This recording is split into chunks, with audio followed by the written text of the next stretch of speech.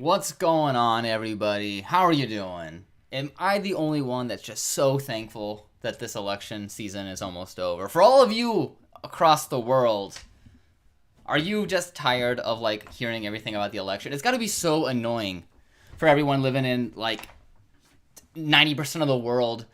Every 4 years, you can't go onto social media without hearing the presidential election this, Donald Trump this, Joe Biden this, Kamala Harris, when you're just like, I don't even care about any of these people. It means nothing to me. How do you all even cope with that? How do you even just, I gotta stop looking at myself while streaming. I gotta look at something else. That's distracting. But anyways, yeah, it's gotta be just so annoying.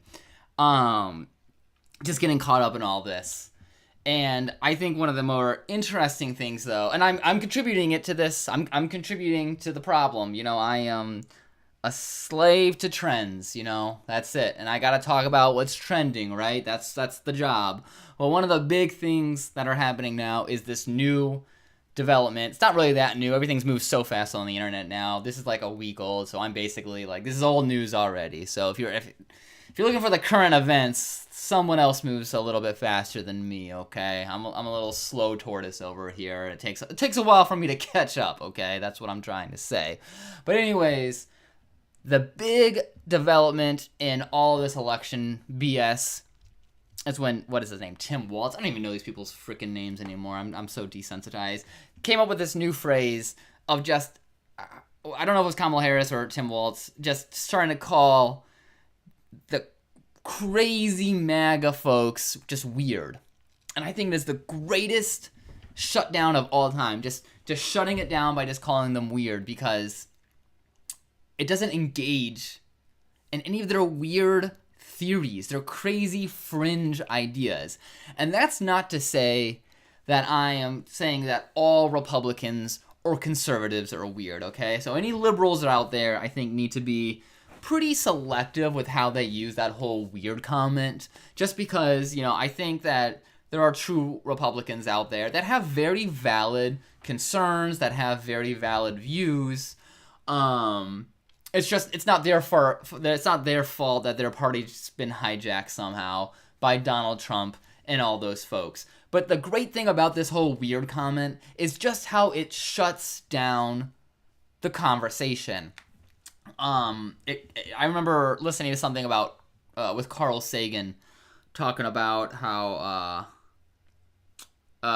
when you debate somebody about something like climate change or whatever, it's almost legitimizing their view. If they're going crazy about climate denial or whatnot, as hurricanes are destroying parts of the country that it's never touched before. If they're still sticking their heads in the ostriches, and you're just and then you're actually debating them on that, it solidifies their views. It makes it seem like they have a point. There's a point to even debate. But when you just don't engage in that, it stops all that. I think that's probably one of the most just cool things about this weird comment. And I've been seeing people online use it. I saw a video of Charlie Kirk. I don't even know these people's names. I don't know. First off, who wants to sell their soul with me and just become a Republican shill? Because I think that's what people should be taught in school. If you just want to make quick money, shill out for about 10 years and you can just retire, and then you can go back to regular life, maybe.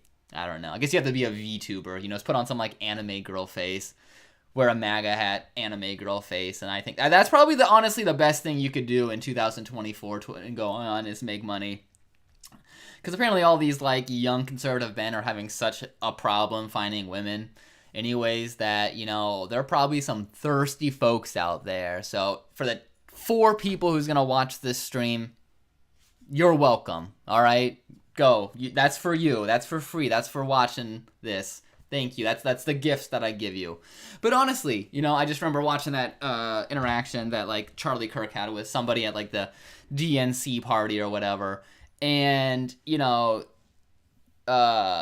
guy started to engage, and then Charlie Kirk pulled out, the classic, favorite conservative line that Matt Walsh, gave gave everybody, and that's what is a woman. Somehow that's some really insulting thing, I guess, nowadays, to ask what is a woman. I don't know. I guess they're thinking they're gonna like trigger some libtards or whatever. I don't know what goes on their head.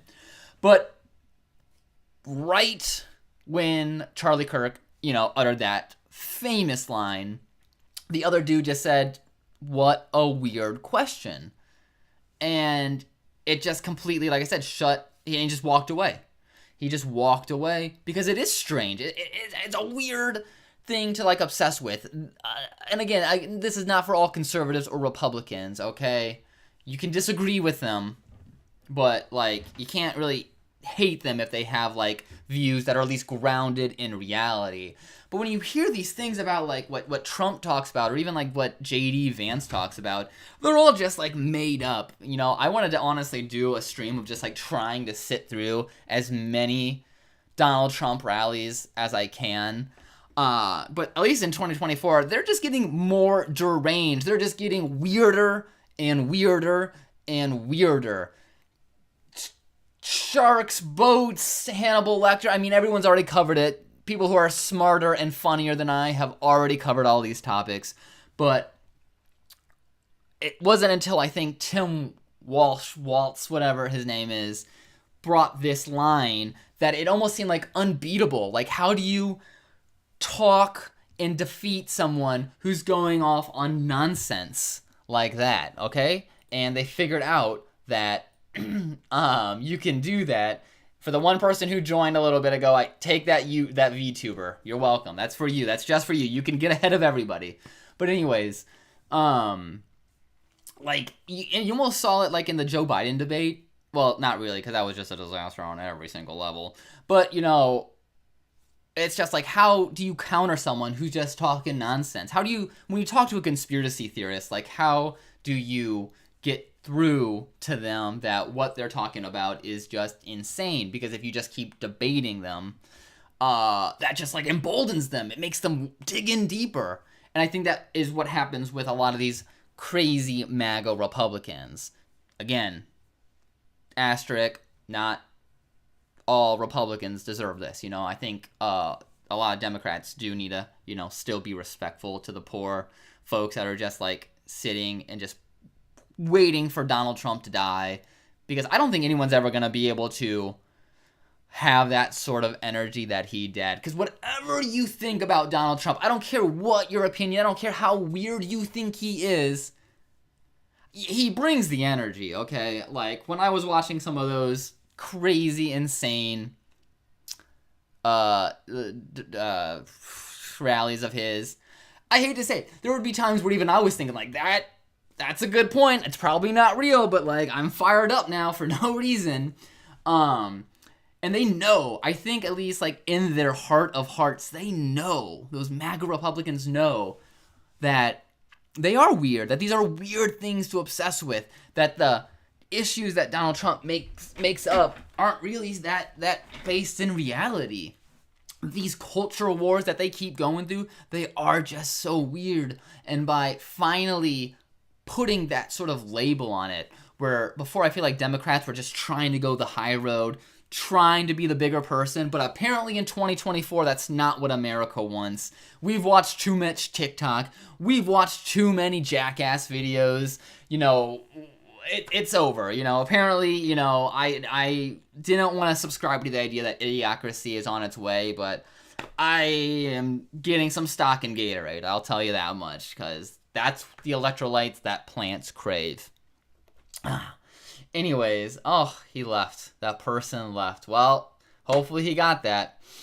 Anyways, but yeah, it is just insanity what some of these people say. And it's just nice that there's finally a label for it all.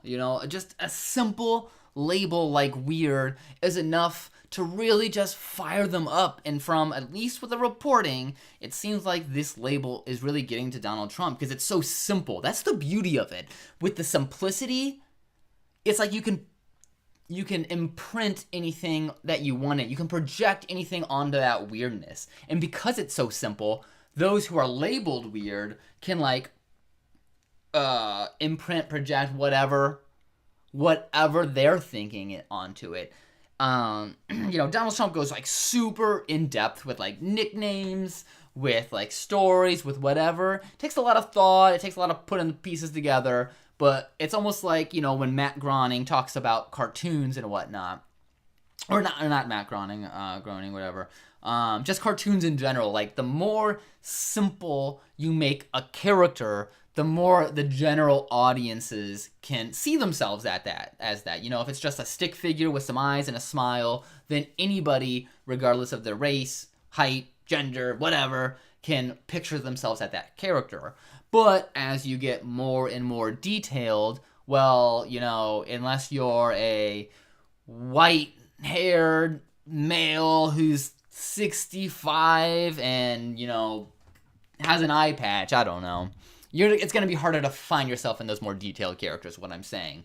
But with this weird thing, not only does it shut down the debate, because there's really no way to counter that. And I think it is maybe a little childish on some level, but we've already decided that this is what we want. We don't want true substance. And I really hope once Donald Trump is gone and away from this whole mess, that we can get back to something a little bit normal. God, just watching like the John McCain and like Obama like interactions, I think we all want that again, right? Why is like being like rigidly nonpartisan like such a badge of honor? It seems like that people want to just like have nowadays. It's scary. I don't know. But yeah, that's my little afternoon thought for you today. Take it with you, Will. I'll see you all next time. Goodbye.